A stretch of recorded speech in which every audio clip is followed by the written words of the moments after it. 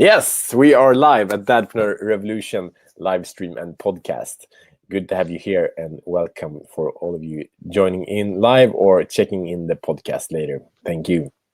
So the Dadpreneur Revolution podcast and live stream is the place where dads get to live a life beyond compromise. And that mainly means where time, money, freedom, and business and they are enough, where everything is enough. There is no compromise anymore. And on that topic, we have an amazing guest today. So I got to know this man since many months ago, and he's actually one of the main people I spoke to figure out what do dadpreneurs want and need when I did my initial interviews to get to know dadpreneurs. That's a long story, we'll not get into it now. But anyway, I'm super excited. And as a short introduction of this man, he's been married since 2007, and he has 4 children. Like, there are many more things to say, but just breathe in on that. It's like been married for 12 years. To all married guys out there, like 12 years of marriage. I've been married for 6 years, and it's impressive. Only that is impressive. I don't know all the turns he's been through, but that's awesome. 4 kids, that's a journey. I have 2 kids, 4 kids, that's a journey. And I know his kids are much older also. But some more things about Johan. Today we'll mainly speak about his huge adventure of cycling basically through more than half of Sweden. And he's also I know him from coaching, from being a coach. And he's also a black belt in karate. I just got to know that yesterday. Super cool. And he's interested in arts, in photography, he plays music, and he is like a stress educator and grief worker. I'm super excited both of those things. So let's dig in and get to know Johan Sjölund. Thank you for being here. Thank you for having me, Matthias. And to start with, thank you for the introduction to the Dadpreneur Revolution community. I think it's a very good initiative, and I appreciate it a lot. I think the parts of being a dad and having a company and trying to get things together is a very, very good thing to raise. That topic, I think. Yeah, it for me, it's like having kids, having a wife, having a business. These are the 3 areas for me that are most challenging in my life. They're like huge stressors. And then if we can actually add them at not taking from each other, taking time from each other, taking energy, taking focus, but actually stack them upon each other. Each and every area helps each other and leverage each other. I experienced we can create such an amazing life. Yeah. So let's dig in. We start with something I call like the quick 5s. It's like 5 quick checking questions, and checking the temperature basically. So Johan, could you share with me a surprise that you gave or created for your wife that she absolutely loved or that she just hated? All right. Let's see.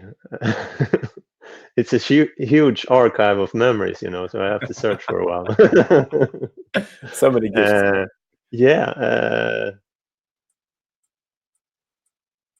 I think when I was doing the education for the stress coach thing about 3 years ago, we had a weekend down in Stockholm, and I had some surprises at the hotel and having a very nice weekend. And I think that was very appreciated. Should it be both a positive and a negative thing? If you have a good hate story, please. Oh, the hate stories. Well, we got a lot of those. That's how we learn, huh? Yeah. When I taken a initiative and trying to do things a little bit nicer at home, like painting something in another color or something, she can really go berserk because I don't have this same the same touch of how colors and that works together. So that's a very large part of the renovating the house thing. So could you share what is your favorite way to connect with your children, and when you do connect with them, how does it make you feel? when we get outside, we have a little of adventure, doing things that we normally doesn't do. We go to places we usually don't visit, like we straight out in the forest and make a fire and just be at that place. No special plans, just walking, making a fire, and having a nice time together. And when you can connect on those simple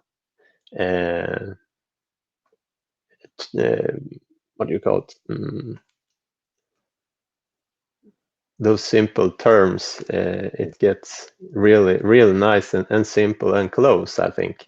And there's nothing between me and the relationship with my children, and that's, I like that a lot, and I see it as well in my children, who just calms down a little bit more and easier to talk and those things. So yeah.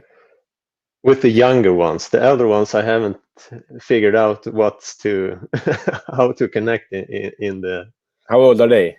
The two eldest are 14. The girl is 14, and the elder boy is 16. So he have moved out from the house now to a gymnasium in Edsbyn. So that's a big challenge, to have someone moved out of the house and missing one individual in the flock. You're searching constantly and thinking about where he is, but yeah, I know where he is, but the feeling is like he's missing. Practice to let it go. Yeah. Could you share with me a action, or also a non-action, or like a non-activity that makes you feel most alive?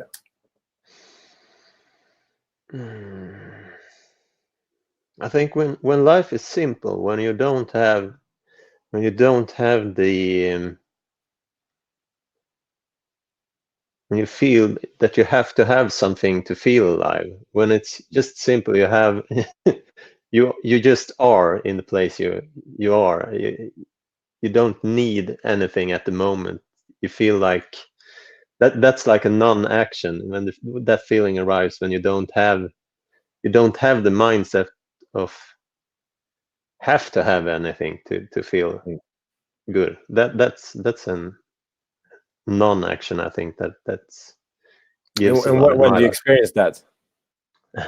Well, it's just it segues nicely into the biking trip, when it's the things I got with me on the bike. It's like, I don't know, you can buy it from a monthly salary, and just live by that. So it's very simple and very easy to move through life with, I think. Yep.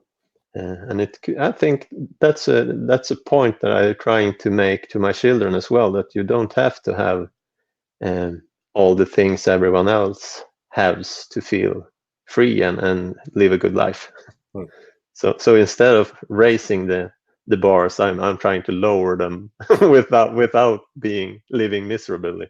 So yeah. Could you share with me, like, what are some good routines or habits that you have, both for the morning, day, or evening, that makes you feel good and makes you be on the best version of yourself? I've noticed that when I meditate in the mornings, I get a great start for the whole day. And I also have, in the end of the workday, I have more patience with my children as well. So that's a big difference I've seen with that routine. What kind of meditation do you do? Vipassana. But I also mixed it up with some Buddhist meditation, with focused on the breath in different ways, like counting before the breath, counting afterwards the breath, feeling the breath expanding, and focusing on one point where I feel the breath. So it's 4 points that I'm focusing on with that meditation. And I have noticed that I think I like that one more than just the Vipassana focusing on the body and and noticing. But I think there's different times in the life where you can use either way. Final checking question here. So if you were a superhero, who would you be and why? Oh, I like the dad in the Incredibles movie. The big strong guy, because I identify a lot with his challenges in both in life in general and in the family situation with the teen daughter and everything. I identify with him a lot. So. What's his superpower? What does he do? Oh, he's strong. He's strong. Yeah. And kind. I think that's a superpower as well. So. Yeah. Beautiful. But I think it's interesting, this topic, kind of to bring these two things together. Like, as dads, we want to be these heroes, or like, that's my like, I want to be this amazing dad that can like show up for my kids in a beautiful way. Then we need the strength, but we also really need the softness and gentleness. And I think with all superheroes, like, we see the outer kind of superhero stuff. They can fly or do whatever, but actually they wouldn't be superheroes if they were not also gentle, if they were not caring. So if it's only a superhero that's really tough and really aggressive, we don't really like them anyway. No. They can easily be a villain as well. Exactly. Yeah, I think that's what they become then. Like, if they have powers and they're not nice. So I think it's nothing wrong with becoming a superhero dad, but being a superhero means also having both sides. Yeah, that's a nice thing to put it. So could you share with me like a truth, the one truth or insight that you've had in your life at any point? It could be during the cycle tour, or it could be at any time, that you think that if everyone realized this same thing, had the same insight, that insight would make the world a better place. And also share how you came to realize that insight. Well, I think that's my life slogan as well. I don't know how to translate it into English, but I'll try. The more people who gets to feel better, the better the world gets as well. I can take it in Swedish as well. Ju fler som får det bättre, ju bättre blir det. Jag vet inte, maybe you can translate it better. Yeah, the more people it feels good, the better it gets. Yeah. It's very simple. So yeah. Good. So and that's how did you come to realize that? I think it was about the time when my wife got this stress. I don't know the English for it. When she got sick from her stress, and realized that when people push themselves too far, or you're not there in a way to help them as much as you should have. It was a painful insight for me as well, that illness that she got for about 5 years ago. It will turn back as well to yourself. So if you work against, so if you're working for people to have it a bit better, it also will be better for yourself as well. It will come back to you as well. And not primarily doing things for people so you get the benefits, but doing the things so they get to feel better, and you can just feel with them when they feel great, and you see some kind of change, or you just see people just enjoying life and feeling happy about the place they're in. I think that's a very good thing too. And how do you think that one makes that shift? Because you made this distinction about being, doing it for one's own sake and actually doing it out of service. It's like one is like obligation and one is service. Yeah. So how does one bridge that?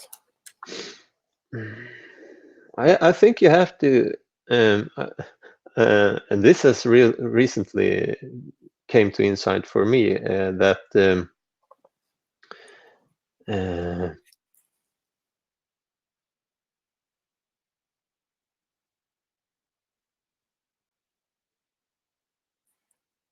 of things. So by refusing feeling something that's not that good you would like to be, you will,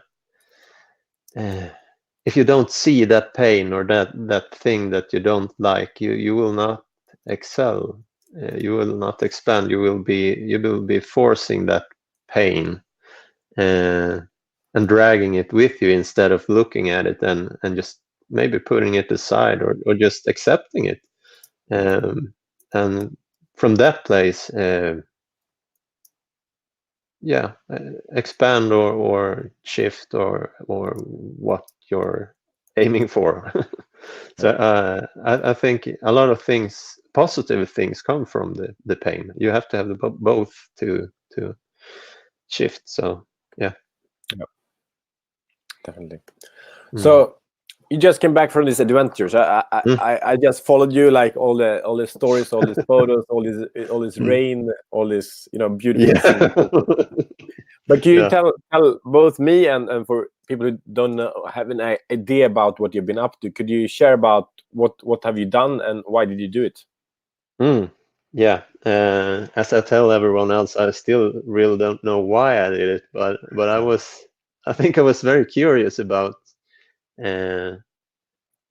if I was able to do this trip I was planning to doing a trip from Nordkap, the north point of Europe, to where I live in the middle of Sweden. And it's about 1,600 kilometers. I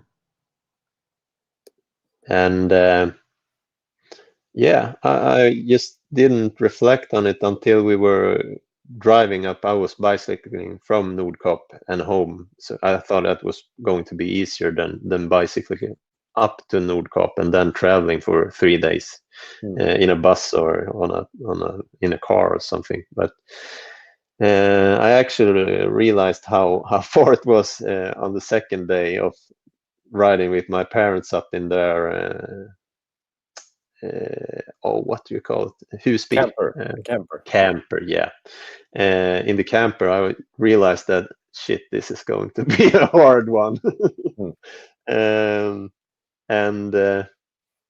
But still curious, very curious all the time about if I was going to make it or if something was going to break down, or if I were going to break down, or just to see where the barrier is. I think that's where my curiosity is. It's where the barrier is for making things, and I think when you hit the barrier and you realize that you're where people from see it as a fail or defeat or something, it's probably there I will learn the most. And I had several defeats under this trip as well. But I also had a little bit of motivation by doing a crowdfunding for the Brain Fund here in Sweden, that research that the money that I got from the crowdfund is going directly to research on depression and stress-related diseases. And the main reason that I chose the Brain Fund is because the Brain Fund gets just a fraction of money for research if you compare it with cancer research. And the mental illness is going straight up on the costs for the society, and the research money doesn't keep up with that utveckling, evolving development. Yeah, thank you, Mattis. So you went on this 1,600 kilometers trip. How many days did it take? 8 days of bicycling, and then 3 days of getting up to Nordkap. So 11 days if you count the trip up as well. So yeah. Wow. And so you mean like you didn't actually have like you got like called out on this adventure, like, okay, let's test my barriers. What can I make it or can I break it? Yeah. But I also got some help to make it. So it was not like, okay, let's see, I go on a bike trip and see where I break down. It was actually making a plan as well of how much physical, how much work do I have to do before the trip to not hurt myself? Because if you're biking for 8 days, 8 hours a day, you can break yourself also. So they helped me to just don't get hurt or injure myself in some way. So yeah. So could you share what physical and mental struggles did you go through, and how did you overcome them, and what did you learn about yourself through overcoming your challenges? Actually, about 60 kilometers after the start from Nordkap, I was almost about to give up because my body was just so tired. I didn't have any energy at all, and as my body just declined in its strength, the head got in the way as well. Tell me stuff, hearing voices just saying, okay, you should probably give up and just. What else did your voice say? Yeah, this was a very dumb idea. Why did you do this? Yeah. Why are you doing this? And but after those 60 kilometers, I thought to myself, well, okay, if I get to 10 kilometers, I will take some lunch. I will have a break and just relax for a moment and just gather my strength and build up confidence once again. And after the lunch, I thought to myself, well, if I just get 50 kilometers still, I will be very pleased for this day. So the daily goals was to bike at least 160 kilometers a day, and that day ended up with I think 18 kilometers. 180. Yeah, thank you. So that strengthened both my confidence and the body as well. It was like when the stress when I get some relief from the stress, the body just functioned as it should do. So after the first day, it was easier, but not easy, if I say so. And I also noticed these voices and the 3 days after the start from Nordkap, I developed this technique by naming these voices. I got the tip from Sam Harris from 10% Happier, that you should name your voices and invite them to. Well, it's like a gathering, come in and speak your your voice and tell me what's on your heart. And when I invited those voices, it just, the feelings inside just dimmed a bit. So I didn't get all in them. So it just eased up, I think. Can you tell me the names of your voices? I got this angry voice was the strongest. Angry? People, yeah, the angry voice. I call him Arja Arne, the angry Arne. That's good. Yeah, I also gave him a bit of accent, so it's not my own voice. It's just it's a character. How does it sound like? Yeah, he got a little bit of a Finnish accent, like very dark and very angry, like, and swears a lot. And it was. What did he say?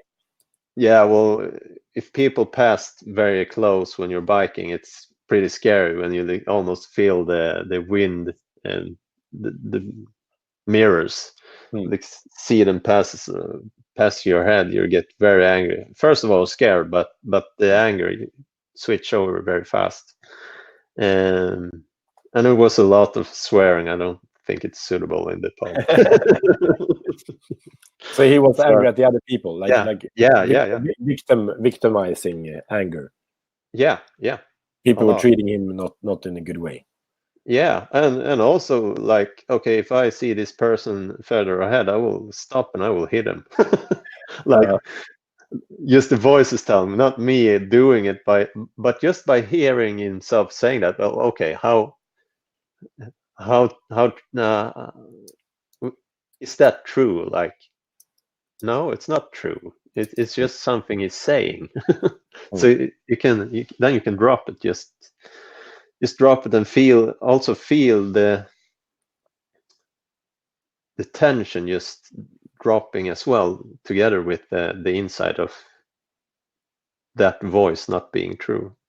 Listening to it but not accepting it as a truth for yourself. Yeah. Can you share another voice, another name? Yeah, actually, sorry for this, Mom, but my mom was very, very worried about this biking trip. And I got this worrying guy called Oroliga Ove, worrying Ove. And he got the accent from the guys in Västerås.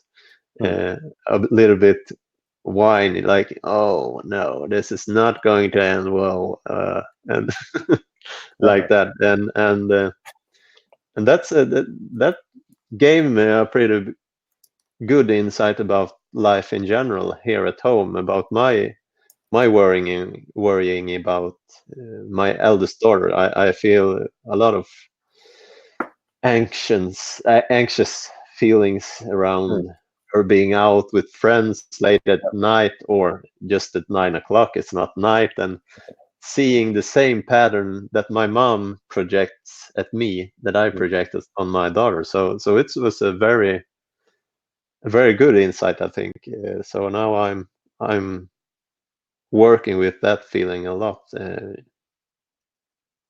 together with my daughter, and I'm telling her straight out as well when she leaves the house that I'm a bit worried about you being out, but I'm working on it. I have full trust in your judgment and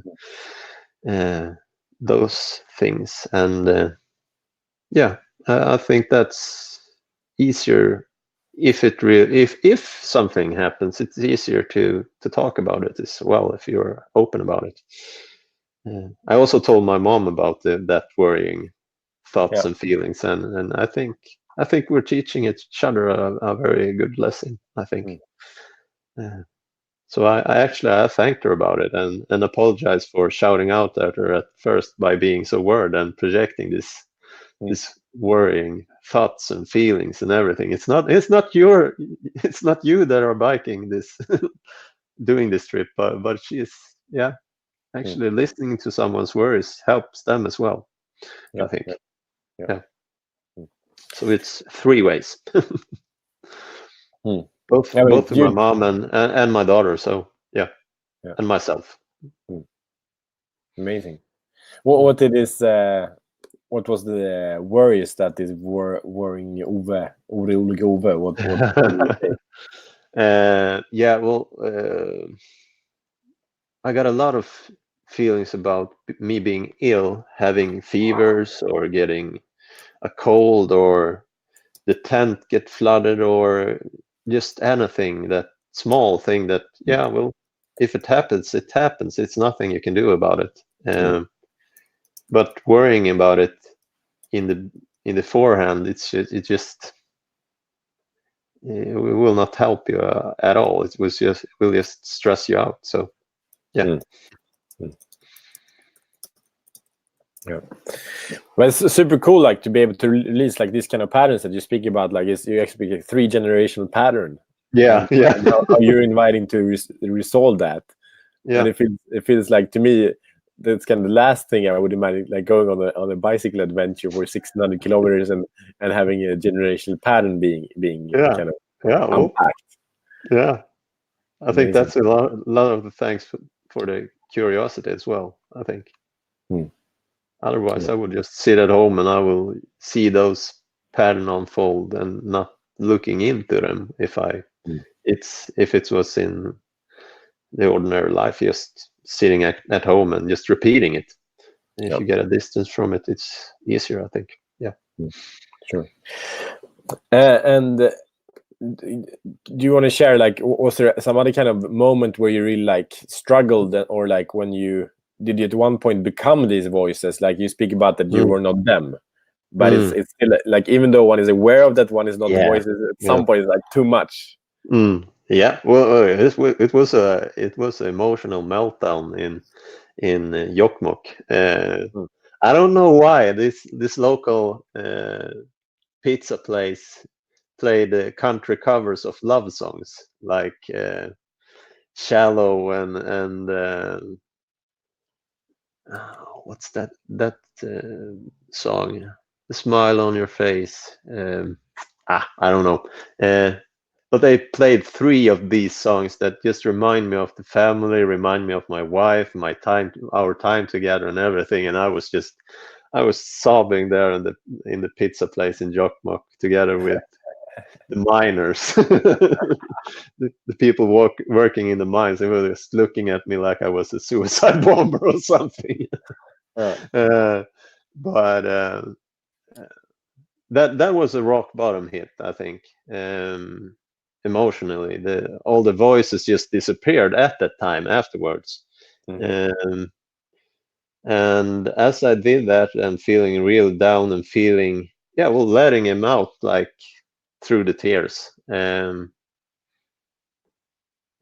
I got to a turning point there. Just when I ate up my food and I got up to the bike and was about to leave, a guy from Belgium just came up to me and started talking. Like, Okay. uh, yeah, I was just interested in what I was doing, and we talked for about 30 minutes or so. And he invited me to the rainbow gathering in that they had in Jokkmokk at that time. Yeah. Uh, Sure. and the rainbow gathering is like this hippie movement. I don't know if you can call them hippies, but it's a lot of spiritual work and a lot of connection to the forest and what's going on up in Jokkmokk with the mining and Yeah. the large companies just digging and not thinking too much about the future and the Samis and so it was a large gathering, but I didn't go because I had my tent sent with my parents to Arvidsjaur, so I had to get to Arvidsjaur before I could get my sleeping equipment. So Yeah. um, that was I felt really sad about it because I think it could have been a real nice moment meeting a lot of nice people, I think. But just talking to him and getting that invite was, yeah, it lifted my mood a lot and the spirit as well. So Mm. I think to once again, once you hit the rock bottom, you get some pretty nice insights as well. So Mm. Yeah, but I'm really touched by that, like this space of really allowing this like this shit to come up, like as you did, like emotional release, you like actually yeah, cried. It's like yeah. one thing to be aware of the emotion, but then actually letting Mhm. it out, and then how things can actually be put behind us in such a Yeah. powerful way. Mm. So what did it take for you to kind of, like, were you just overwhelmed, you kind of had to express this, or Yeah. what did it take for you to give this space?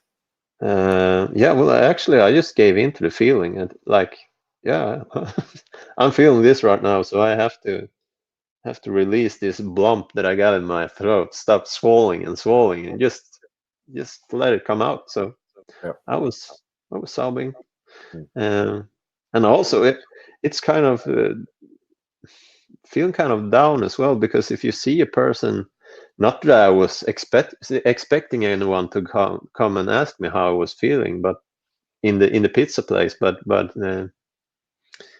it's kind of sad that people don't see that more. If you see someone being real down or something, it takes very much courage to meet them. But I would like to see more people take that courage, because it can literally save lives, I think.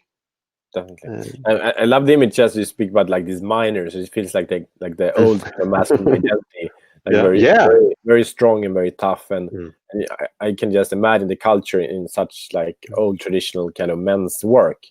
And then you come there and show up as a very new image. So I have no idea what they were thinking, No. but still very, even if they didn't like think about it, maybe didn't speak about it, but like something is awoken. Like Yeah. that's a man can do that, and they might have tons of judgments of that, but it's also healing to be confronted Yeah. at that. Yeah. Beautiful. So you're on a tour now. You go around and speak about your journey. Speak about what's it called? Let's translate it. Oh. Medlut. It's like from Oh. downhill and Down. wind blowing against you. Yeah. Yeah. Yeah. The tour starts the 21st of October in Gävle, and the 22nd in here locally in Färila, the 20th, 23rd in Hudiksvall, and the 24th in Bollnäs. So it's a small tour just to see if the material works. It's a good start. Yeah. Well, I'm pretty hyped about it. I think it will be really fun. So can you tell me what will you be speaking about, and what is like the invitation? What's the takeaway for people? What will people, when they walk out of that room and experience with you, what will be their takeaway? Will they learn about you, your experience, or about themselves? Well, my intention is to break this. This It's a lot of people talking about positive mindsetting and all those things, and I think that's important too. But as I learned at this journey, that actually the deepest insights come from when it's feeling really down, and just looking into it, not fleeing from it or something, just staying at that point, and just make an overview of why am I here, why do I feel like this, and just, I don't know, you just be in that moment, not fleeing from it, and not be scared from it. Because if you're scared about doing the wrong thing, or trying, or see where your barriers are, you will you will hold back on yourself as well. Well, that translates into positive thinking as well. But the main take, I think, is just have confidence enough to feel sad sometimes as well, because sad times will come and sad times will appear in your life, and life will be hard. And having the mindset of working to kind of handling the hard parts in life will actually make it positive in the long run. So if you can manage the hard parts in your life, I think, or the difficult parts in your life, you will excel just gracefully. Yeah, that's beautiful. Yeah, I think so. That's the main take, and also some information about mental illness and depression, and mental health in general. I think it's it's a very urgent topic as well to talk about, because the identity of a man these days are different than for like 30 or even 20 years ago, I think. Taking a bigger Like responsibility for 10% family as well. Yeah. eating antidepressants in Sweden. Yeah, a lot, and that scares me a lot. And if I should segue into the grief recovery program and the coaching of in grief, you have to feel your feelings to move forward from your grief. And if you eat antidepressives, you don't feel the feelings as strongly as you should to make that progress. And I don't. The antidepressives have a function, they do, but sometimes I think they can make a lot of problems as well, because in the DSM-5, the psychologist's manual for diagnostics, they I think it says now, the updated version, that if you have a grief reaction longer than 5 months, they change the grief reaction to depression instead. So that enables them to medicinate you instead of doing the work of grief recovering instead. This is such a huge topic. Like, I've been doing, like I call it, shadow work for I think 3 or 4 years, and the past, say, I think past month or past 6 weeks, I've been really like intensifying this shadow work. It's just been mind blowing and super transformative for me. Like, it's been through, like, I search for challenges, I search for the pain, I search for the grief, and I basically do that every day. And it's like, where is my tension? Where is fear? Where are these things? And I get to know them. And just as I think you say it so beautiful, like, get intimate with them. It's like, you're there. And like, what's underneath there? What can I learn from you? What is the message here? And what I experienced, like, just from this, like, 6 weeks of more intensive work, is like, I've been aware of these feelings and emotions that have been in the background, in the shadow, but I had no idea how much they've been controlling me in my mind. And I know they still are, because they're was never like 100% over it, and it's just about to continue to shine the light on them, like, over and over and over again. But really, how much less power they have, as you say, like, as you described the process of letting it go, like in this pizzeria also. Which just I didn't even know, like, was another thing, like 3 years ago, I didn't know I had anger. I didn't know the feeling of anger. And then it's like, whoa, where, like, that was the first time, there was a situation that wasn't really something that could trigger me to become angry, but where is all this coming from, And then, it's been a process, and it is a process to kind of express that, of course. But it's like, I thought I had, that taken care of, but I didn't. So my question to you, like, with grief and touching on, like, on the shadows or suppressed emotions and feelings, like, I think, like, grief is, as you say, a feeling that most men do not allow and therefore suppress. So first, like, what happens if we suppress? If you want to add something, we've been touching that, but if you want to add, what happens if you suppress an emotion over time and decades as I've done and most do? And how can we get in contact with these suppressed emotions? And then what are the benefits of doing that? Well, if I talk straight out of the grief recovery program, that is, it reminds very much of the 12-step program from the AA, but I think I haven't looked into the AA 12-step, but it reminds of each other. At first, you have to look on your what is that have påverkat, impacted or affected. Impact, the impact in your life from others, from your parents, from your friends, from the society as general, about your feelings around grief.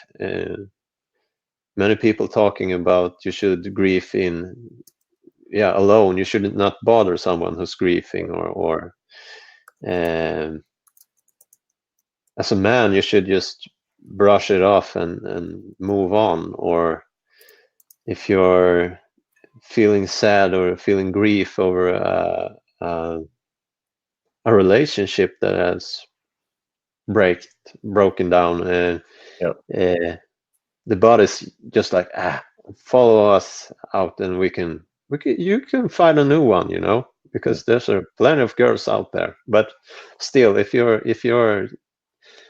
suppressing your grief with dating others, you will have the grief there always. You're just moving it in front of you instead of looking at it and putting it down and relieving the heavy weight that it probably have over you. Um, so that's the first step, just looking how the society and your friends and your parents have impacted you for your life. And that's pretty intense, just seeing how much your life have been impacted by others. And that also makes you see a lot of things that you didn't think was events in your life that involved grief, but do because the impact have manipulated your feelings in some way. So that's a huge start for looking into the grief. And then you make a Can I just make a quick example there? Yeah. Of as I think we're speaking to, like, I had this reaction. I spoke about anger, but if there is, it's like anger is a reaction when someone is breaking your boundary. So if someone breaks my mental or physical boundary, usually I get a smile on my face instead of getting angry. So, Okay. that's my body has, and I practice, and now I'm very aware. Like, whoa, I'm having a smile on my face, and this is freaking scary because I should be screaming or yelling or doing something, but I shouldn't have a smile on my face, But that's just like something that has happened in my brain of connection. Like, okay, I want to be friends with everyone. I want to please everyone. With a smile on my face now will let's solve the situation. I think that could be. Yeah.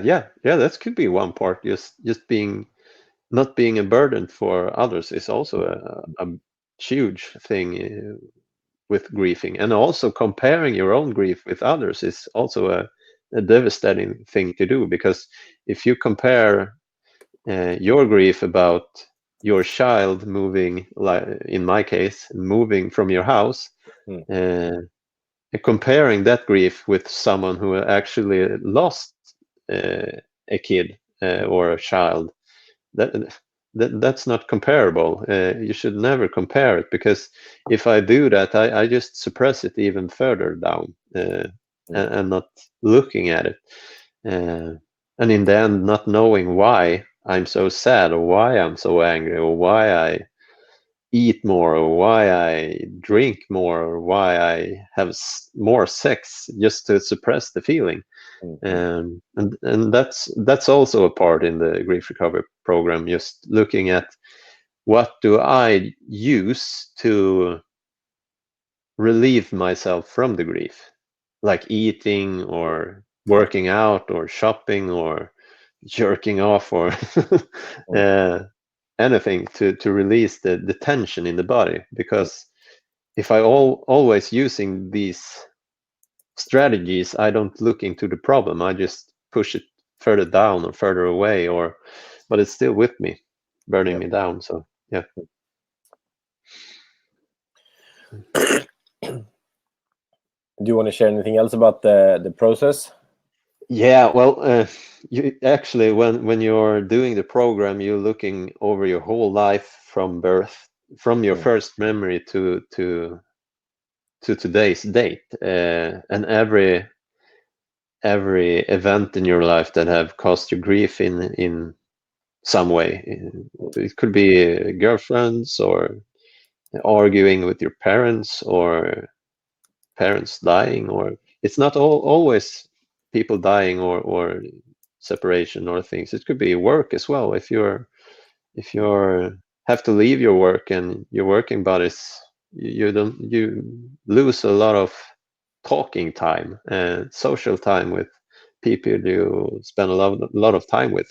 And when that change, you feel a lot of grief. And also in my case, when my eldest moved out, I feel a lot of grief, because I don't see him every day. I don't talk to him every day. Yeah, well, over the phone, but that's not the same thing. You like to see him and hug him and tell him face to face. So, oh yeah. And after you looked over your whole life, you choose one of the grief Mm. that you have, and you do a relationship chart from the first memory with that person or that situation or something, and till the end of the relationship, or the change of the relationship, or if the relationship still exists, you can just leave it open and make a fresh start when you finish the work. Yeah. So yeah. So can you share what is the like outcome of like what experience did you get from doing this process for yourself, and what how does it change people's life to do this grief process? Many people have relationships with, if a person have died, and you have a yearning to have an apology from that person, you're carrying that you're carrying in it, and it's just having you, putting you down, I think. You have to with the program, you write a letter to the person that has died or that you have separated from, and in that letter you talk about things you wish to have an apology for that the person have done to you, things that you would like to apologize for, uh, things that you wish were different, things that you appreciate about the person, situations that have impacted your life a lot in positive and negative ways, and write them down and speak them out loud to a person who listens to you. Because if you have a person listening to you, you're communicating it in a more emotional way. Because if you're reading this letter to a tombstone or just for a dog or anything, it's not the same thing than talking straight to a person, and seeing the body language and all those things that doesn't come with just speech. And also you feel the support of another human, because if a person really listens to you, you can lean into them, and really feel comfortable enough to lift up those feelings and let them go, because they're stuffed pretty deep, most of the times, and the reactions are often very physical. I remember when I was supposed to read my letter, I was just feeling the chills, just shaking, and when I was finished, I was all warm in my body and feeling light and everything. So it was, emotions do really impact you strongly physical, I think. Yeah. Thank you so much for sharing about this process. It's very, very beautiful, and I can imagine it's very impactful. Could you share a little bit before we check out here, like how can people connect to you? Like what do you want to invite people for, if it's grief work, or do you want to invite them to connect to you for coaching, or is it the tour you're going to take? Where can people connect to you? Well, it's mainly Facebook, and my Facebook page, Sjölund Wellness. You can you put it in some notifications or something? And I have a website as well. It's sjölunds.now, NU, and you, yeah. And I'm not so active on Instagram, but mostly Facebook. I link the most of the things to Facebook. I also have a YouTube page with some videos about grief recovery and stress relief and those things. And the tour, about this crowdfunding trip, bicycling trip, you can buy the tickets from biletto.se. Yeah, and you also find the links on Facebook. Cool. So actually, I'm thinking about live streaming the last tour date. I think from Boldness. I think I should live stream it. So keep an eye out for that. Yeah, and probably we should make I could.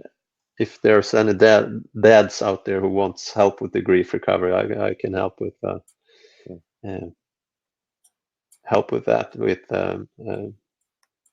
Yeah, we can talk about a good agreement about that, because I think it's very important to that dad and entrepreneurs and everyone can work without having the grief dragging behind, because many people work to feel better as well if they got a lot of grief. So that's also an escape that many people use to not feel as much as they should to relieve the grief.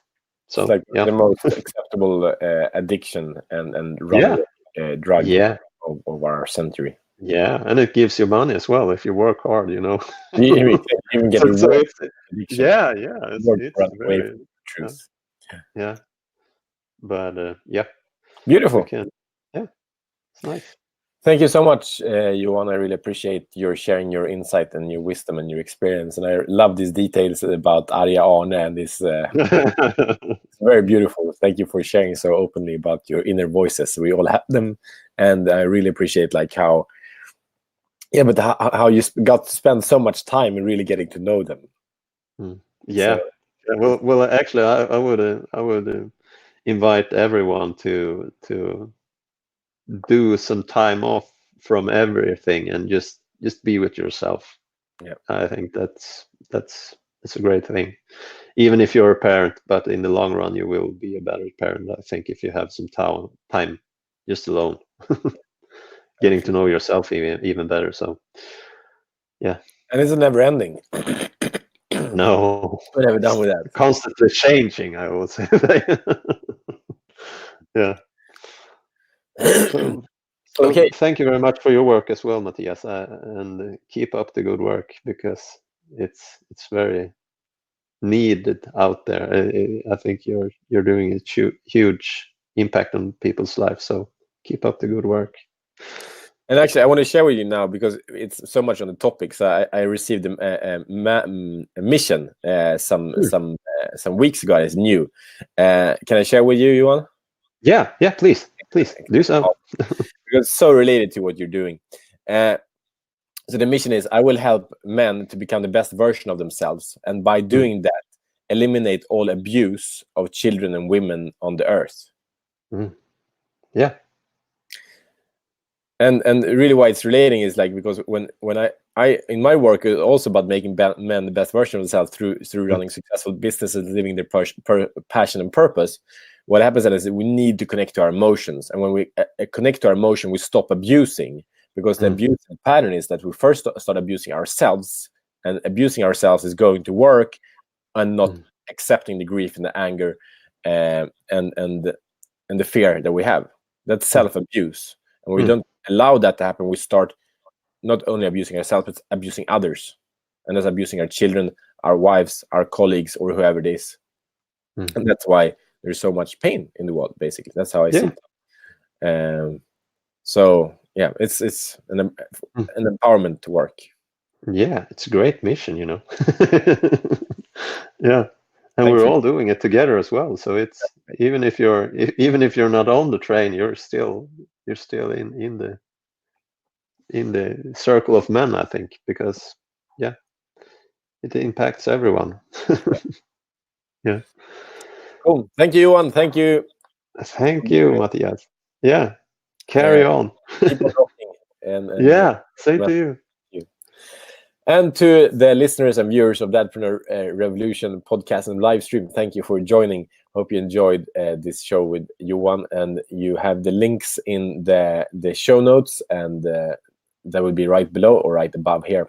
So when you're ready to take the next step into your potential and to accept more of who you are and become the best version of yourself, creating a business from your passion and your skills that helps your family and helps the world. Basically, creating a legacy is very important. Then please join us. We have a free Facebook group where Johan is part. He's one of the members there. So we share a lot of insights and experiences both from being a parents and being entrepreneurs. So come join us there. And I'm looking forward to see you the next time. Thank you. Bye. Bye bye.